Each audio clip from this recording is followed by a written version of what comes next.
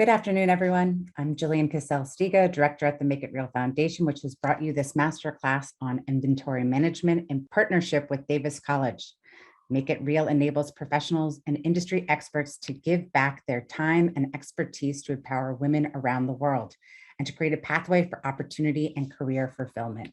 Our presenter today, Mojgan Nasiri, is the inventory manager of the Make It Real company. Make It Real manufactures and distributes products globally, utilizing multiple warehouses across 3 continents. Moji has a master's degree in management sciences from the University of Waterloo, where she served as a teaching assistant in inventory management. Moji began her career as an inventory manager in 2017 in the consumer goods industry in Montreal, Canada.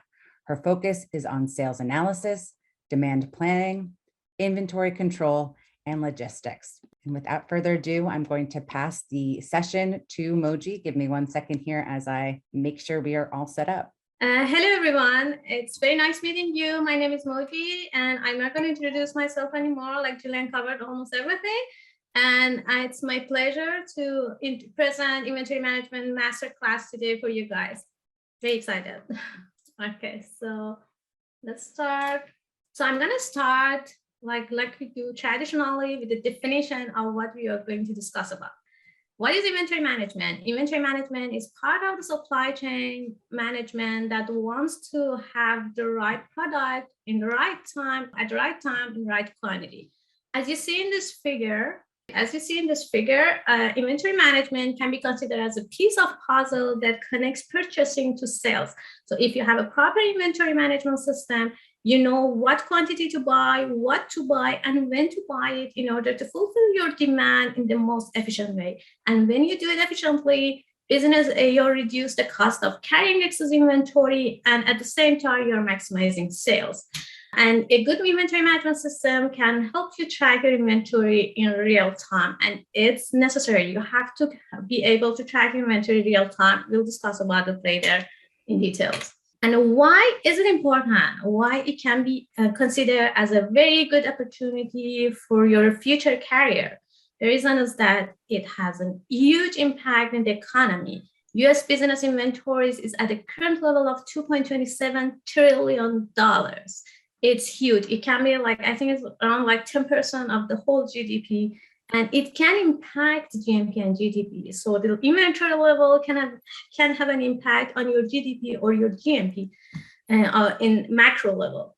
Like, it's so obvious that there's an enormous potential for improving the efficiency of economy by intelligently controlling inventories. If you use scientific inventory management systems and inventory control methods, you will have a significant competitive advantage in the marketplace. And I have, like, if you want to read more about the impact of GTBs and GMP, the impact of inventory in macro level, I encourage you to read these 2 articles. You can take a screenshot, or I can send it in the chat later for you guys, so you can have the link and read those articles, and it's going to show you what is like the impact in the macro level. But let's go to macro level and see what are the benefits of having an efficient inventory management system. First of all, it's going to help you to have a better cash flow.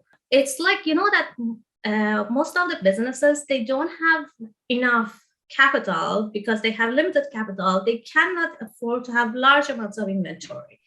And if you control your inventory better, you can free up that capital, and the business can use that capital to reinvest in other areas of business. It's going to help you in business intelligence. How is that? Like, when you have a proper inventory control system, you know what items are selling better, and how sales is going on for each item, and you can have a better insight how sales is going in your system, and it will help you to make smarter and quicker business decisions. And at the same time, it's going to maximize your profits because you're going to hold inventories that are going to be more attractive for your customers.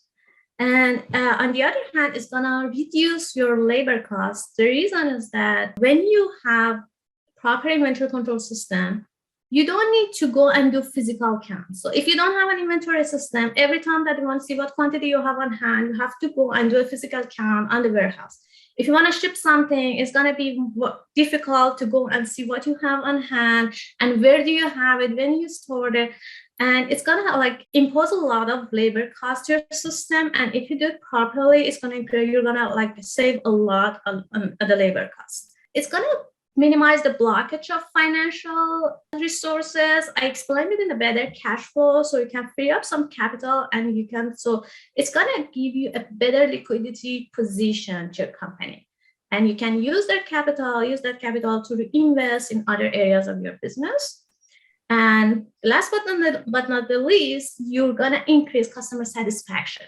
Is first of all, you're gonna have a better inventory level. So it's a healthy inventory level. So the probability that you go out of stock or you have shorted is gonna be minimized, and you are more likely to fulfill your customers' demands. And when it happens, the customers feel more satisfied. You can even like take one more step and give visibility of your inventory that you have on hand to your customers. Experience showed me that it's very helpful in the relationship between you and your customer when your customers have visibility of what you have on hand. Then, if there's a shortage on something or something is coming up, the customer can see your system directly. They have visibility of your stock and what's going on. And if there's like a shortage, they can plan it in advance. And it's going to boost your relationship with your customers enormously. If you're a reliable supplier, you're going to keep your customer happy. Now, what types of inventories we have? Here I listed 4 main types of inventory. We have raw material, we have components, we have work in progress, and finished goods. With the picture here, I think that is like very easy to understand what I'm talking about, and I don't need to further explain it. What is this about? So, you have raw materials, and based on the raw materials, you make the components, the tiny components. And then after, you have production line. And as the production lines move forward, as the goods start like moving into like in the path to become a finished goods, you have work in progress. So always in your production line, you have work in progress inventory. And at the end of the day, you have your finished goods, which is the goods that is sellable to final consumer. Here, I'm going to focus more on finished goods, but if you are in a manufacturing environment, tell me, like if you're working in a manufacturing environment or you want to start a business in manufacturing, maybe like work in progress can be very helpful for you. And there are like some strategies. I haven't discussed it here, but like I can just give you the keywords. And if you're interested, you can go look for them, like pull and push strategies and just-in-time strategies. You can use them in your like work in progress or components when you're like in a manufacturing environment. So now the question is that I told you $2.27 trillion of capital in the US is for holding inventory. Why we are holding that much inventory? What is the reasons that it encourages the companies to hold inventories? First of all, the first motive can be economies of scale. What happens, I think 100% in your day-to-day life, you have seen these occasions that when you buy something in bulk, you're gonna save on that. And it's gonna happen the same in the bigger scale in the industries. When you buy something in larger quantities, you're gonna get a better price. One of the reasons is that every time that there's a production happens, you need a fixed cost. You need a fixed cost or setup cost to run the production. So if you have like small quantities and you run production several times, you have to pay this fixed cost or setup cost for every single time. So the cost is going to be higher. But if with one setup, you can produce a large quantity, then it's going to save you a lot of money. So that's going to be one of the reasons. The second reason, which is very important, is uncertainties. We have a lot of sources of uncertainty in real world. The most important is the demand that I'm 100% sure every one of you can think about it as the first source of uncertainty. You are a business owner and you don't know what's going to be your demand in future. So then you want to protect yourself and don't want to lose sales. What's going to happen is that you prefer to keep inventory And then once the inventory, like once you have the demand, you're not sure how many you're going to have, but you're going to keep inventory some, for example, uncertainty in the lead time. I'm going to like give you an example of what really happened due to COVID. Before COVID hits, like I'm working in consumer goods industry, as Julian explained you.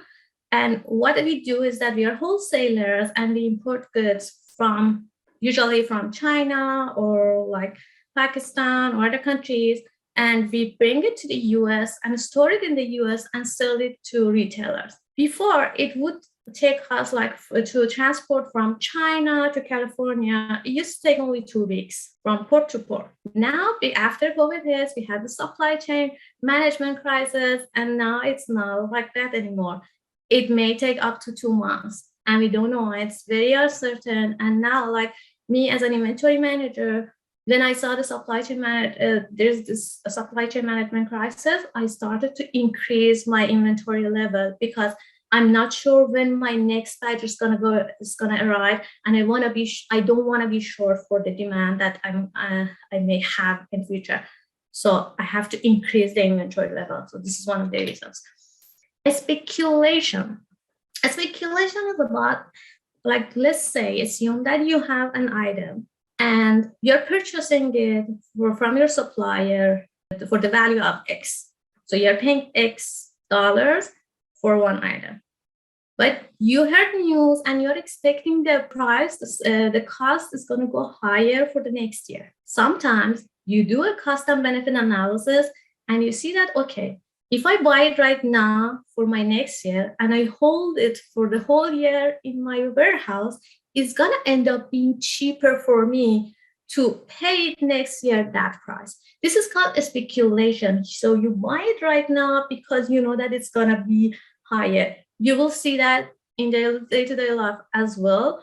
For example, I remember like here, Russia invaded Ukraine because Ukraine is one of the biggest resources of oil. People started buying oil because they were expecting it to be more expensive in future and harder to find. So that's like you may use a speculation in your day-to-day life as well. Transportation, what it means is that wherever you have transportation, you have inventory in pipeline. I import goods from China to California, and it sometimes takes up to 2 months to transit, like just in transit. And then, so I have 2 months worth of good on transit all the time. So I cannot ignore this inventory. This inventory belongs to me. So you have to control that inventory as well, your pipeline inventory. And smoothing. Smoothing is like, I'm going to give you an example. Let's say you're selling X every month.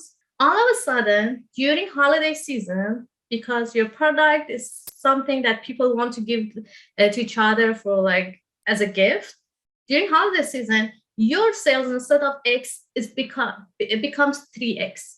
And then let's say that the capacity of your production line is 2X. So you cannot, like, if you hit the demand of 3X, you cannot produce that 3X at the same time. You have to give a big shock to your production rate, which may not be very like smart, because then you have to have a very more like resources for production. So what you're gonna do is that you're gonna spread this production during the whole year. When you have like less demand, you're gonna produce a little bit more to keep for that demand that you're gonna expect during like holiday season. Logistics. This happens all the time and it impacts my job 100%. Is that when I want to order, I know that I want to import from China to California, and it's not going to work for me if I bring only a small quantity. I need to fill in one full container in order for me to be more cost efficient. So when I want to order and I calculate the quantity I need, sometimes I have to increase the quantity because it's not feasible for me to bring such a small quantity. Otherwise, I have to pay a lot for transportation and for logistics. So it's going to impact the inventory that you want to order. And the other one is to control costs.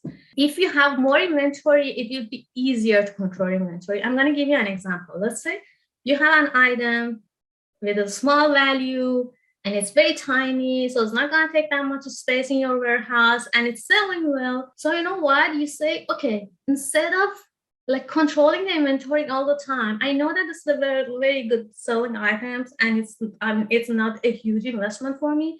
So instead of bringing only 1 month of inventory, I'm going to bring like 6 months of inventory. And for 6 months, I'm not going to even think about that because I know I have enough. So sometimes you bring more because you really don't want to spend time and energy to investigate if the quantity that you have is enough or not, because the value, it's not worth it. And then you can spend that time and energy on items that they are more valuable for you. Okay, so we have characteristics on inventory system. So whenever you wanted to define, so now you have a company hired you, or you want to start a business, you want to see what inventory system is suitable for you. First, you need to define your characteristics. You have different characteristics that you have to make sure you know about your system. Demand. How is your demand? Your demand is constant or it's variable? It's known or it's random? Some people think that variable or random is the same, but it's not the same. The difference is that when I say constant, it means that, okay, every month you sell a 200 constant number of quantity. But when I say variable, it changes. Like you say 200, and then you say 400, and you sell 300, but you know what's going to be the demand. It's just going to change over time. But when we say random, we are not sure how many we're going to sell. So it's going to be a random variable. And in a real world, most of the time it's random.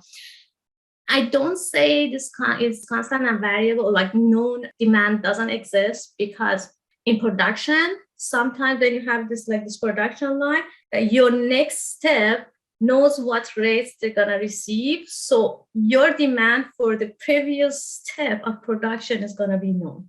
So it exists. But when you deal with the customer and you don't know exactly what customer is going to buy, it's going to be more random. For me, in my industry, it's all random. But if you're working manufacturing environment, it's very possible that you have a constant or variable and known demand. The other characteristic is the lead time. I explained you that the lead time is the time interval between the time you place the order till you get your order. It's never zero in the real world, but sometimes we assume it's zero. But like for my industry, for example, when I place the order, I need 2 months for production, and I need right now, because of the supply chain crisis, I need 2 months for transportation. So in actual, like in real life, my lead time is 4 months.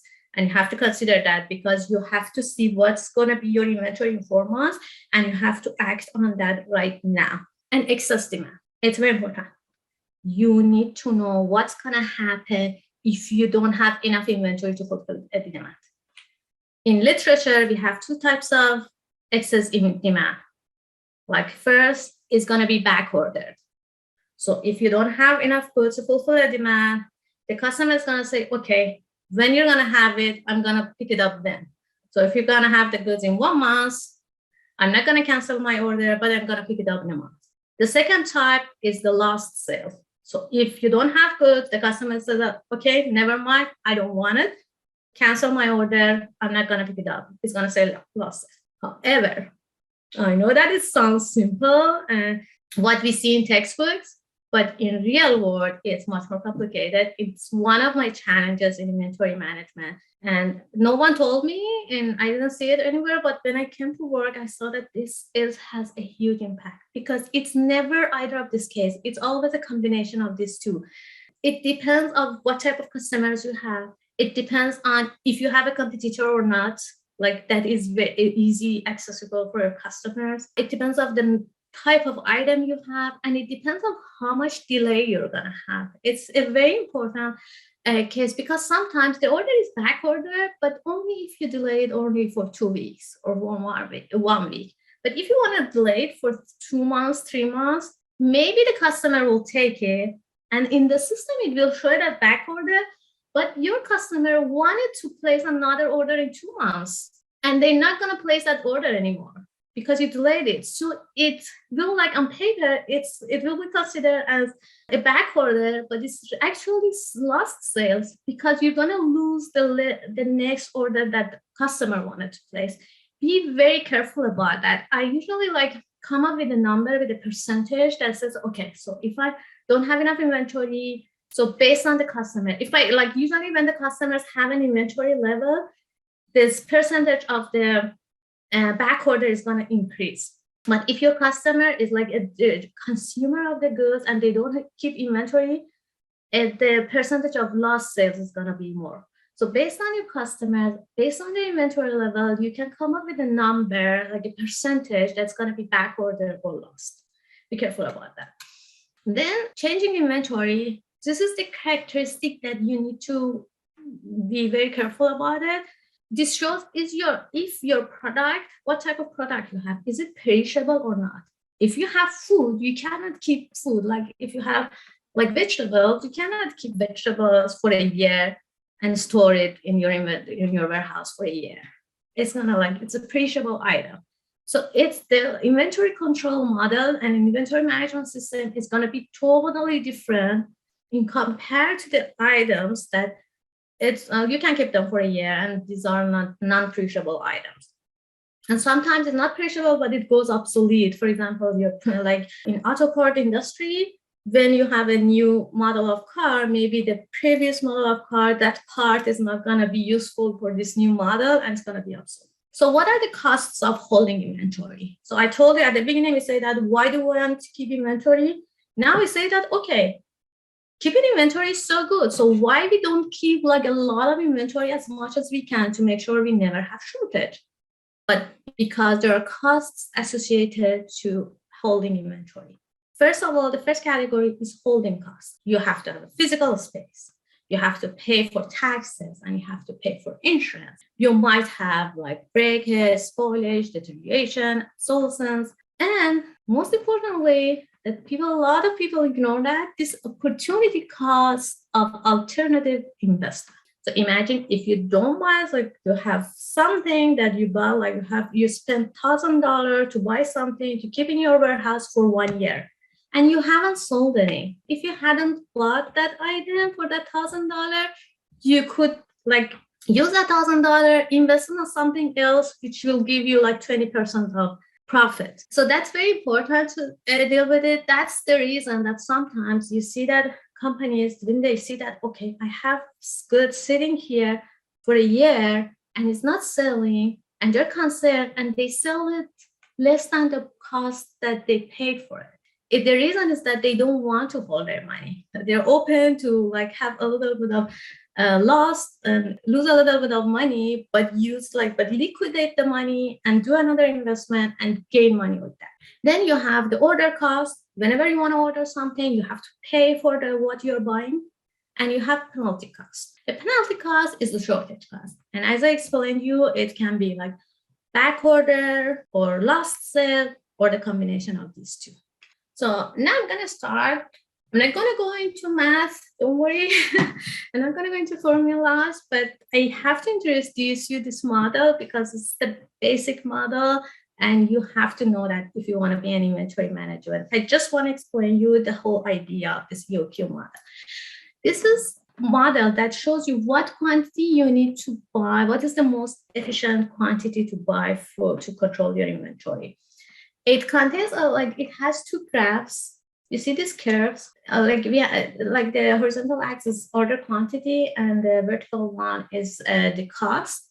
So your setup cost is a decreasing curve. The reason is that I explained you. So if you order a lot, you have a setup cost.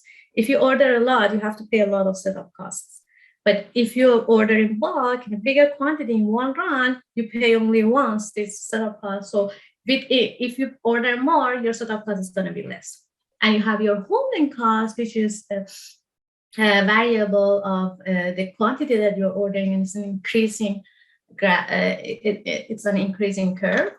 Now, the summation of these two costs is going to give us this cost, this curve, which has a minimum here.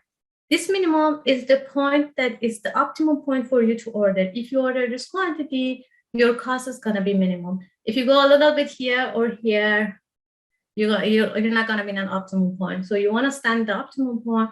So you will order this quantity.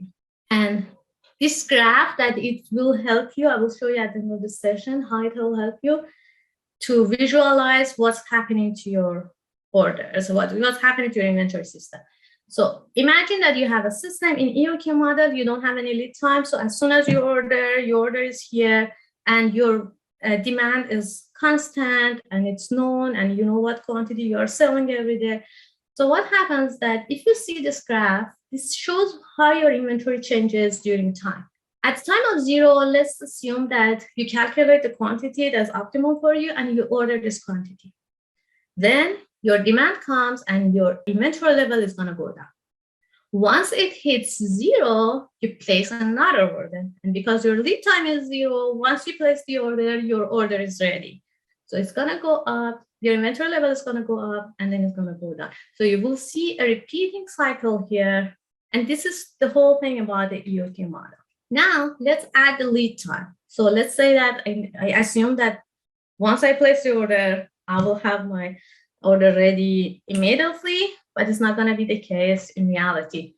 So if we have the same basic model and we know that what is the demand and it's constant, so let's say that you have the Q quantity at the beginning and then your inventories go down, but unlike the previous system, you're not going to wait for inventory to go zero to order.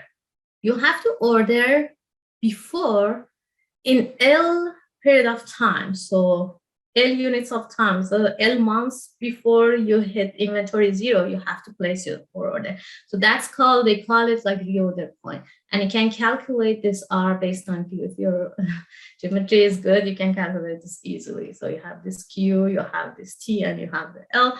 So you can calculate what is your reorder point. And once your inventory level hits that point, you will place the order.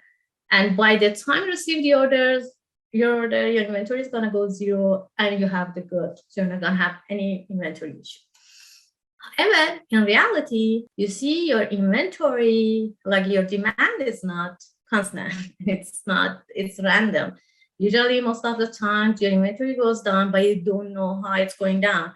Sometimes it goes down with a very sharp slope. Sometimes it's your sales will rather slow. You may have shortage because you don't know exactly what your demand is going to be. So in those cases, I always recommend that we keep a safety stock. When you have a safety stock, you're going to be covered if there's because usually shortage is going to cost you much more than holding. That's the reason. If it wasn't the case, you couldn't hold inventory. So it's better to have a safety stock in order to be safe if something occurs and the inventory goes up a little bit. So you have a little bit of safety inventory on hand. So now that's the reason forecasting is one of the biggest and the most important pieces of inventory management. If you cannot do forecasting, you cannot be an inventory manager. So, but before you do forecasting, I'm going to tell you some facts about forecasting that most of the people that work in my area, they don't know about them, and it will give you an advantage to know them. First of all, they are always going to be wrong. I know this sounds very strange, but this is one of the most ignored and most significant characteristic of all forecasting methods. So you have to make sure that your production schedule might need modification. So if you place some order and if you see your forecast is not well, you need to adjust your forecast. You have to make sure that you would be able to change your production planning a little bit, put a little bit of flexibility on your planning. For example, one of my clients asked me to place an orders for the holidays. 2 months ago, they asked me to place order for October and November. It was very hard to forecast for that. So I said, okay. And so they told me, let's order in more than what you think is going to happen, very optimistic, super optimistic. And then if we see the forecast is not very good, then we're going to adjust and we're going to keep the factory, okay, stop production, don't produce anymore. So you have to be flexible to react to what's happening in the forecast and constantly review your forecast against what's happening in the real world and try to adjust your forecast constantly. Also, a good forecast also gives some measure of error. If you're giving your boss a forecast, don't give them only one number. give them either an interval or a probability. For example, usually that's what I do. I said that, okay, with 95% of chance for this item, next month you will sell between 1,000 and 1,200 pieces. So it's good not to give them only 1,000 pieces, not to give them only 1,200 pieces. You can give them two scenarios, like optimistic or pessimistic scenarios, or give them a percentage or an interval. Aggregate forecasts are more accurate. So if you have 10 items and you want to forecast the total quantity that you want to sell, it's possible. It's probably more accurate that if you want to do like forecasting for a per item. So don't get disappointed if you see that the forecast per item is not very accurate. It's very natural. The longer the forecast horizon, the less accurate the forecast will be. This is super important. And now this is what is challenging for me, because now that I told you the transportation time from China to California has increased, like it's almost doubled or tripled. It is not very easy for me to forecast because I don't know what's going to happen in 4 months. It's easier to see what's going to happen in 2 months rather than see what's going to happen in 4 months. You have less visibility. You don't know what's happening in the world. You don't know what are the conditions, economical condition in the world. So if you have a longer horizon, a forecast horizon, be ready that your forecast is not going to be very accurate. Forecast should not be used to the exclusion of known information. Never forget this fact. This is the most important of all of this. Let's assume you are the best data analyst. You are hired in a company and they tell you to go and do a forecasting for this item. Let's say you go to your cave and you do the analysis, a perfect analysis of the sales history, you do the trending, seasonality, cycles, you consider everything. And at the end of the day, your forecast is off. Why? Because your marketing department was planning to do a promotion next month, but you didn't know about that. This will impact your forecast so much. Please, if you are doing a forecast, make sure that you are in contact and you're getting all these pieces of information from. It can be your boss, it can be your marketing department, it can be your sales department that you're in contact with customers. Like sometimes you're a wholesaler, you're selling to a customer and the customer wants to do a promotion. So you have to be ready for that your sales is going to go up. If you do a promotion, it's not rocket science, that sales is going to go up. So you have to be ready for that. Now make sure that the data is not reliable by its own. That's why I'm going to introduce you the subjective forecasting method before even to go to objective methods. Sales for composites, like I told you, one of the sources to see what's going to happen in future is using Salesforce. This is very, very super useful tools. Always keep a very good relationship with your Salesforce because they are the people who talk to the customers and they know what customers need and they know if there's a change in their preferences. Like their buyer changes, they know what's the new buyer likes this stuff more. So be careful. So you're gonna have a very good relationship with your Salesforce because they have a very useful data for you.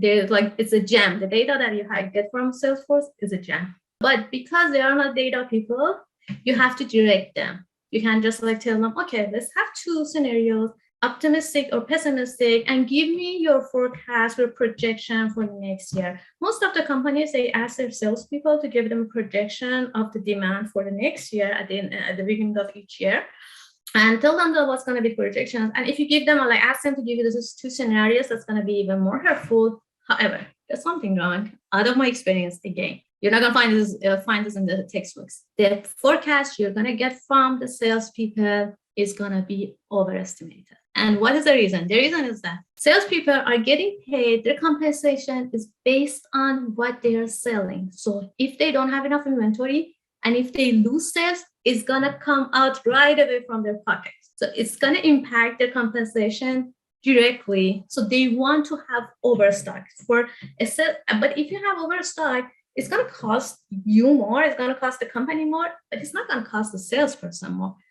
It's not going to impact their compensation. So they prefer to have overstock rather than understock. So if their forecast is actually 200 pieces, they're going to tell you 300 pieces because, okay, in case, if my customer wants it, I'm not going to lose the money. I'm not going to lose the opportunity. So Different companies, they handle it in a different way. Some companies, they ask the sales manager to be on top of that and make sure they're not doing it. Sometimes in my first company that I was working with, they gave me the authority to talk with the salespeople and like give them a limit. So if like at the end of the year we had an evaluation to see that what was the forecast and what was the sales that actually happened, and if there was if there was an overestimation for the next year, I had the authority to like have a limit for them and tell them, okay, no, you cannot increase it like more than 20%. The second method that you will see in literature is customer service.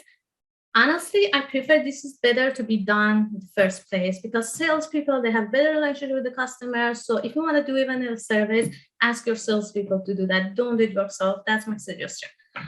Now, the third is jury of executive opinion. You will have a lot of experts in your company. And sometimes you have a new item, you don't have any historical sales on that item, so you don't have any data. What can you do? You can use the experts that you have at the company, and they are very helpful, and they can give you numbers that cannot even believe how close they can be to what actually will be sold. Like you can, I had managers and they never had any like educations, they didn't know anything about like data, but their forecast was super close because they were experts. They knew the market, they knew the competitors, they knew the customers, and they knew the preferences, then what's happening in the marketing world. So their opinion can be very helpful for you. The Delphi method, this Delphi method, to me, I don't want to separate it. In literature, it's separated from executive opinion, but to me, it's one type of executive opinion. In Delphi method, I don't use it, but you have like have different experts that you want to give take their opinion. You have a questionnaire, you send them the questionnaire, they give you back their feedback, and you gather all this, you summarize all the information, and you give them the feedback, and they look at the feedback. It's going to be back and forth between them until all the people, all the experts agree on one number. And then this is like the Delphi method. I don't use it because it's going to be a lot of back and forth. I don't have time honestly for that. Inventory management is a big job. You have to be on top of like so many different areas. We're not going to have time for this.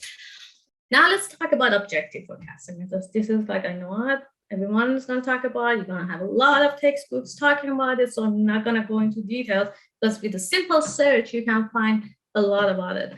You have casual models that I don't use personally. Casual models are the models that you say that the forecast is a variable of some other, is a function of some other variables. It's not useful for me because if I define other variables, my other variables can change as well in time.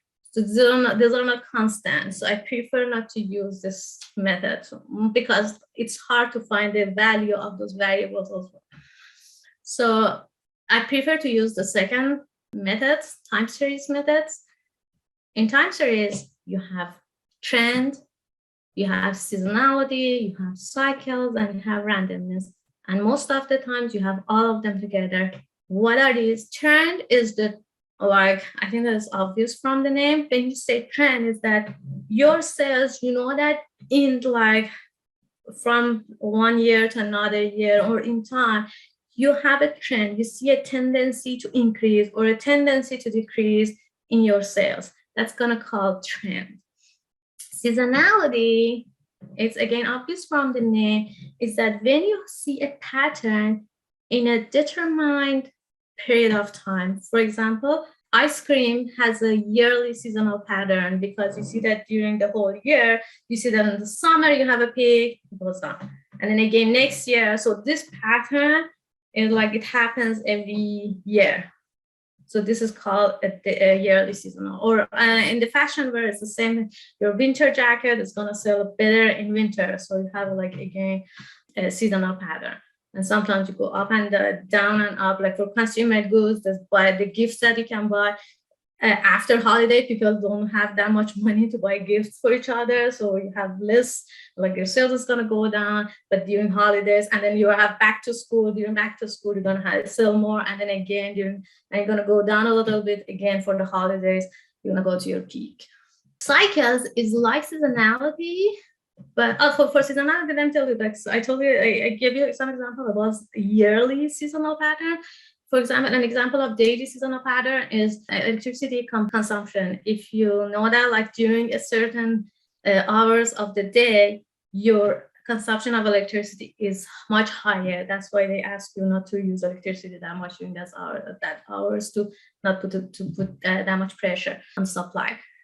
So cycles are like seasonality, but the period is not determined.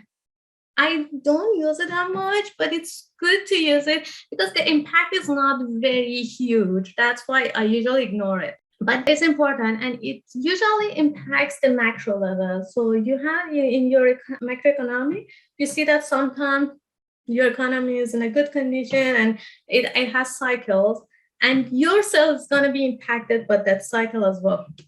But the impact is not huge, so I usually ignore that.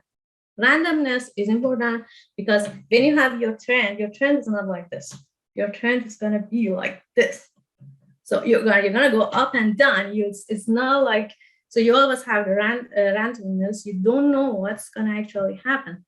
So with the combination of trend, seasonality, and randomness, I usually do my forecasts like in practice.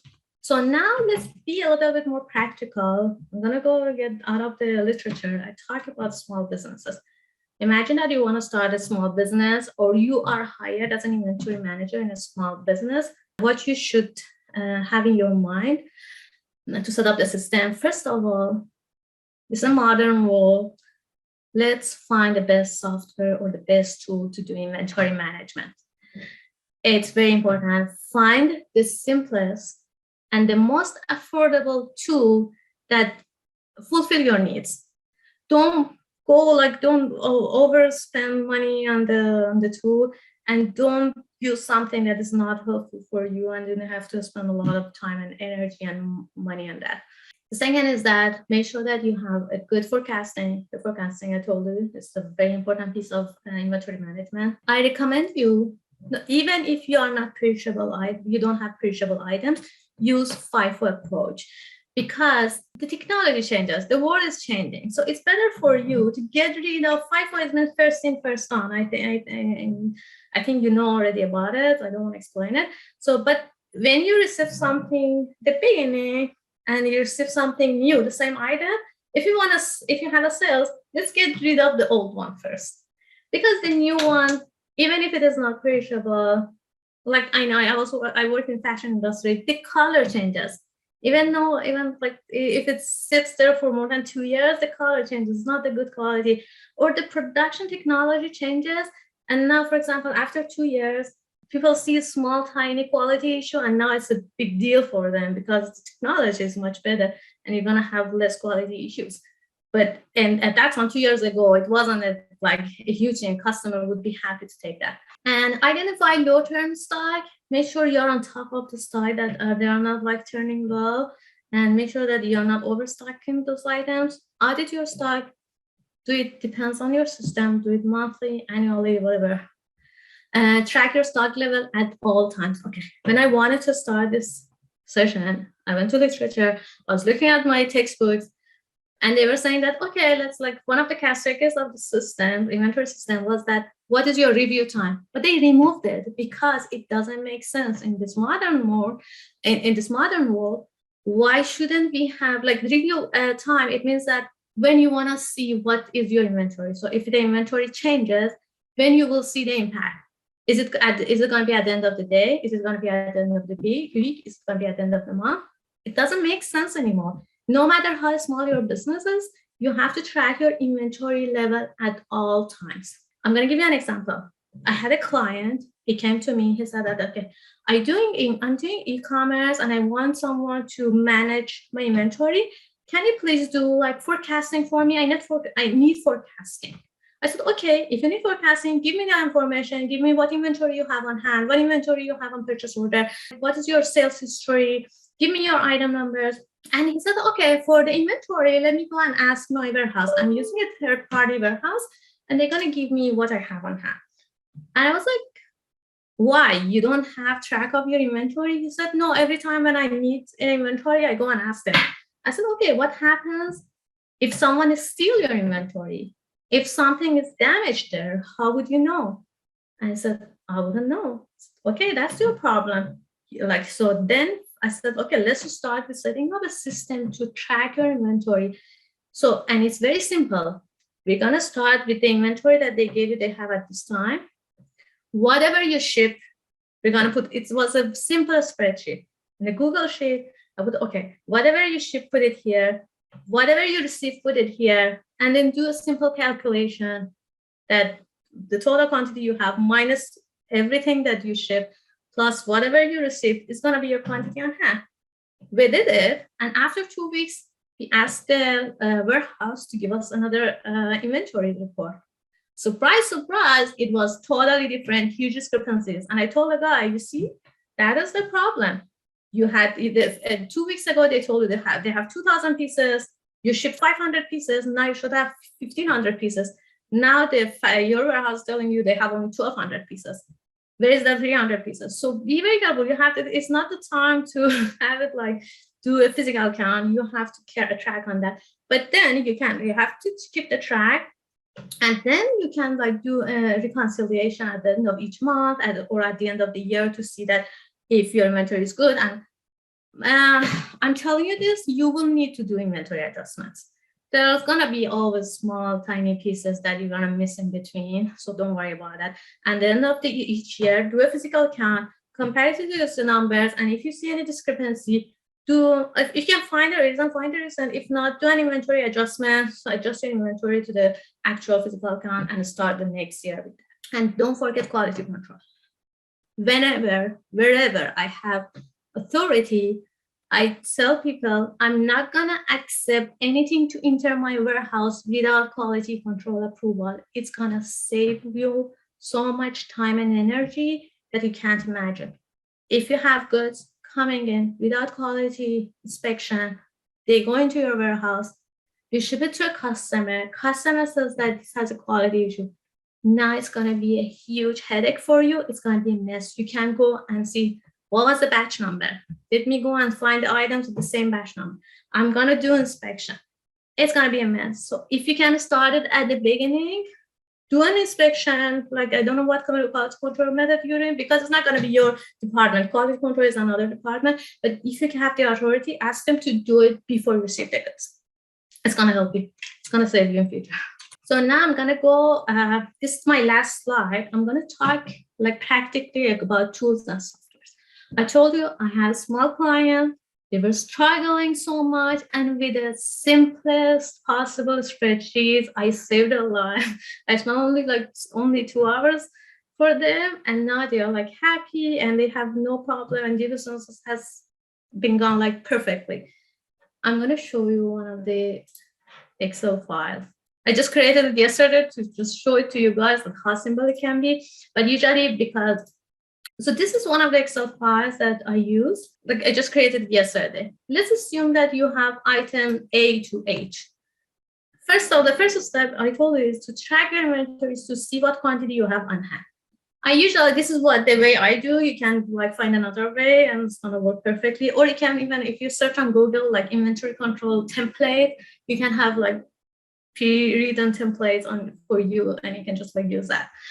So I usually put my receipts in one tab and put my shipments in another tab. So let's say that I had a purchase order for these items and I received 2,000 pieces on that yesterday, 580. You have these items and you receive, like, after this purchase order, you receive 2,000 pieces of each.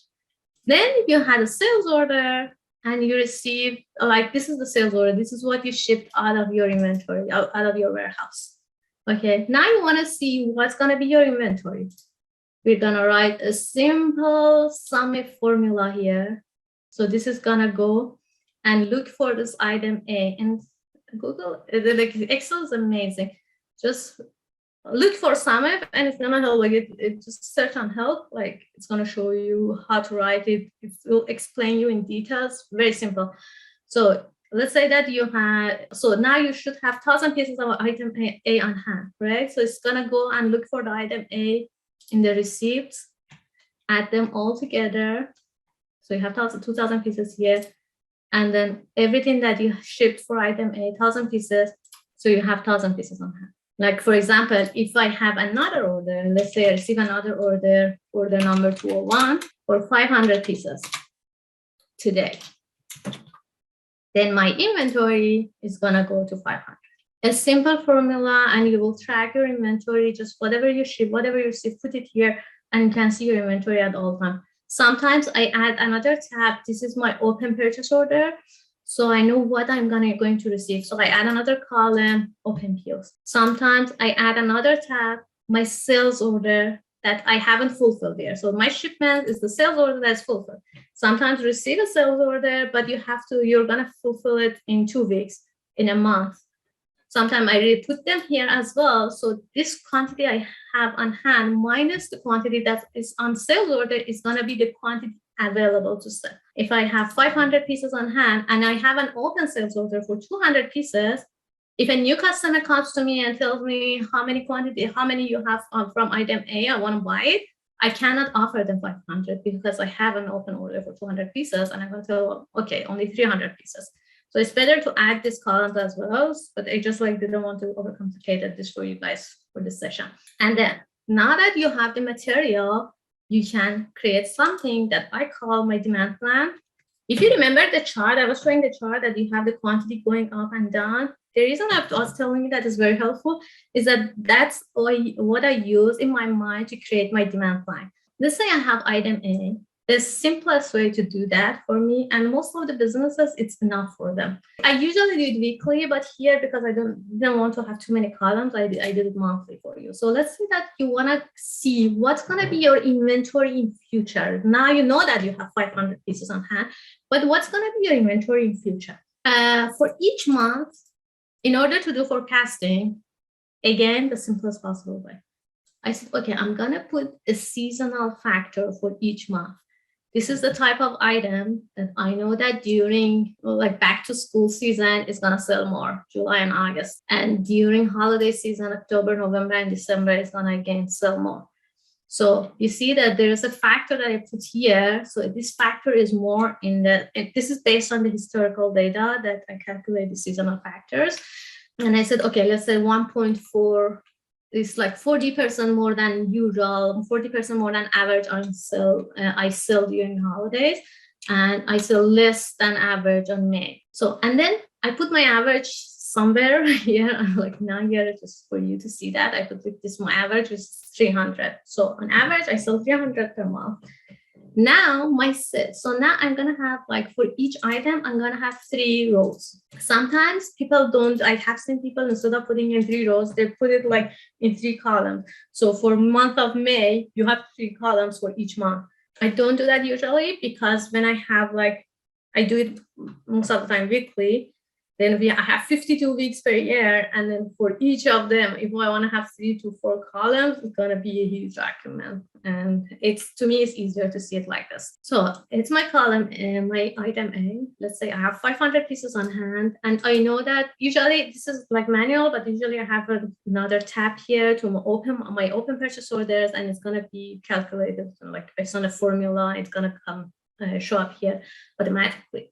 So let's say I know that I have 500 pieces on hand and 100 pieces I'm expecting to receive this month, okay? And my sales forecast, this is my sales forecast. Just type a forecast. This is what? This is your average multiplied by your seasonal factor. So 300 times 0.9 is 270.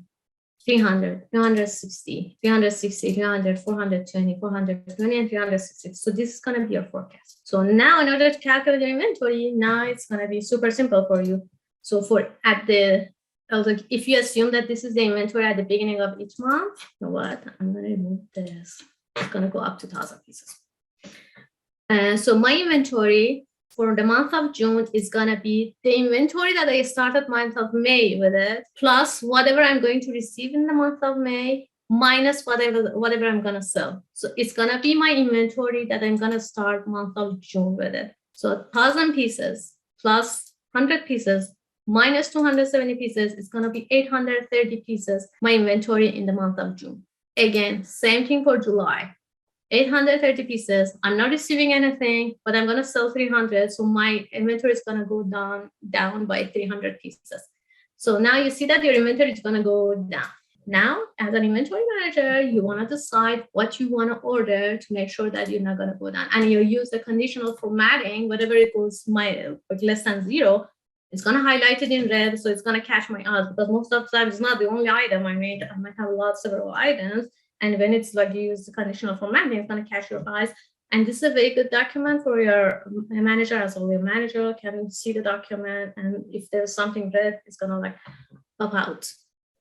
So like now for this, let's say that my September inventory is going to do minus 190. So in order to make sure that I'm not going to have shortage, I'm going to order 190 pieces here. And then this is 300 pieces I'm going to order. And you see 420 pieces I'm short. So I'm going to order 420 and 420. However, this is the time that I'm going to receive the inventory. So you can look at your lead time. If your lead time is 2 months, in order to have it on August, so you're going to issue a purchase order for June for 190 pieces. You're going to order an order for July for 300 pieces in July. Now let's assume that your supplier tells you that their MOQ is 500 pieces. What it means is that this is the minimum order quantity you have to place. Supply, like usually manufacturers, they don't produce if it is less than a certain quantity because of the setup cost, as I told you. Or when they want to buy the material, if they purchase material in bulk, it's going to be much cheaper for them. So let's say that if it is 500 pieces, you cannot order 190 pieces here anymore. You're not gonna, otherwise you have to pay more. So you're gonna order 500 pieces. So if you order 500 pieces, then you're gonna be all right for the month of September, October, and again for November, you're gonna order another 500 pieces. And again, another 500 pieces. Okay? Or sometimes it's not the problem of MOQ, it's the problem of the container. Let's say that you want to ship a container, the container can hold 1,000 pieces, and you order less, you cannot put in one full container, and you won't be able to ship it. So instead of 500, now you have to order 1,000 pieces. Now I think that this, like the pieces of puzzle that I put to your mind, they make sense right now. So why I was talking about logistics, why I was talking about MOQ and setup costs, and etc. So this is a very simple version. You can put it on Google Sheet and everyone can have visibility on that and can decide what you want to order. And the next type of tool that you can use is some softwares that, some softwares that you have, I'm going to speed up a little bit. For example, like Zoho Inventory is a very good tool. You can use Zoho Inventory, and it's free for if you have like a limited number of transactions. You can see even the price. It's going to be like it's online. And then we have like QuickBooks, like some software packages that they have different modules. For example, QuickBooks is a financial software, but it has financial, it has inventory control, it has supply chain management, it has purchase orders, and you can put them all together. And the last that I want to talk to you about is the ERPs. The ERPs are the softwares. It stands for Enterprise Resource Planning. It's a software that manages a company's financial, supply chain operations, commerce, reporting, manufacturing, and human resource activities. It is super expensive, I know. So it's only be like useful for you, feasible for you if you have a big company and you have a lot of income. So with the small businesses, I recommend to start from the beginning, spreadsheets, and then if your company goes, use another software, specialized inventory management software, and then use the packages. And when your company is big enough, you can use ERPs. Okay, that's it. Thank you, everyone. Thank you so much, Moji. This has been wonderful. I think we have one question that I see already queued up in the chat, which is how does one use the Delphi method inventory management? Okay, so Delphi mentor is that first of all, the first step is that you have to choose the people that you want to ask their opinion. So that's gonna call the panel. You like decide what is your panel, who are the people, and then let's say you have a questionnaire. For example, I want to put a simple example here. I'm going to give you a very simple example. Say that you want to say, what is your annual forecast of this item for the next year? And then we're going to send them by emails. You're not going to have a meeting. The reason is that in the open method, they say that if you have a meeting, there are some people with the more power and more authority, and they're going to overshadow other people. That's why, like some people, they have other opinions, but they are shy to say that because it's different and they may like make them look stupid or something. So they don't want to do that. So in the open method, you're going to you're not going to have this issue anymore. So you're going to send them privately this questionnaire and they're going to give you back. So someone says 1,000 pieces, someone says 1,500 pieces, someone says 200 pieces. You gather all this together. You say that, okay, this is my average. This is my standard deviation. And you send the whole analysis to everyone again. Say, okay, your other partners, and you don't put the names. You say that like, these other people, this is the opinion of other people. What do you think about it? And then maybe this expert will say, oh no, you're right. I think that my opinion was like, it was like too much. Yeah, I'm gonna like go down a little bit on my forecast. So everybody's gonna like go a little bit like so everyone wanted to go a little bit up and down until everything like merges together and we'll have the final answer. Okay, thank you so much. I would like to know how the inventory impact in reducing labor costs. Maybe from what I've just had, he was asking that how does inventory reduce labor costs? Yes, you're right. I didn't go into details, but one of the things is that when you I gave you an example that my client, every time that they wanted to see what they have on hand, they used to go and do a physical count. But if you have an inventory management system, you don't have to do it every time. So it's going to reduce your labor costs. And I didn't explain you this, but there are some software that calls warehouse management system. What I explained you today was inventory management. It's different from warehouse management, but they're already connected to each other and they can work together well. So if you have a warehouse management system, even when you store your inventory in your warehouse, in your system, you know when you stored it. So when you want to go and pick an order, the labor costs, if people who are working in your warehouse, they don't have to go and see look everywhere to find it. They see easily in the system where is the location of that item and they go and find it. Other example is that before you have to count how many inventory, what quantity you are receiving and put the manual in the system. Now there are a lot of systems that they have a barcode scanner connected directly to the software. And once you scan it, the inventory goes. And sometimes it's not even scanning cases anymore. They can scan the whole pallet. So one pallet comes, they scan the whole pallet, goes in, boom, your inventory is going to go up in your system. It's going to have a huge impact on your labor costs. Did I answer your question? And next, yes. Maybe as we wait for more questions, I like how you attach the season factors and other factors on forecasting. And then you mentioned that forecasting is a function of variables. Maybe some students here may be wondering what are those variables that are attached to forecasting. And then the other one that can also maybe help them could be in forecasting. You also mentioned on avoiding, one of the great tips, avoiding to forecast for so long. So how long is that long? Is it 6 months? Is it a month? Is it a year? It depends on the industry you're working in. For me, the industry I'm working at, 3-4 months is a good timing to do forecasting. But if you go more than that, 6 months, 7 months, especially when you see that the cycle is changing, there's a change of pattern in your seasonal cycle, this is gonna be too long. So if you can define if you have a good picture of your seasonal changes, in the change between the season, it's gonna be a little bit tricky. So for a quarter in my industry, it's not that bad, and you know that a big shock is not gonna happen. But more than that, yeah, it's gonna be considered too long. Maybe I didn't answer your question like very 100% well, but it really depends on the situation. I can just go from my experience. You did. Thank you. It's understandable. It depends on the industry. I heard you talked about the fashion industry, and being the fashion industry, of course, maybe clothes, trends can lose or maybe can go off the market so easily. So depending on the type of industry, I think it's more Exactly. understandable. Yeah.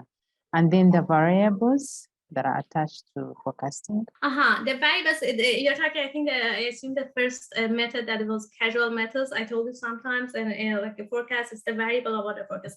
One example is that let's assume that you have your manufacturer umbrella and your manufacturer umbrella in different countries, and if you want to see where to start from, one of my suggestions is that you go and see like how many rainy days on average you had in past 10 days, 10 years in those countries. So this is gonna be a function of that.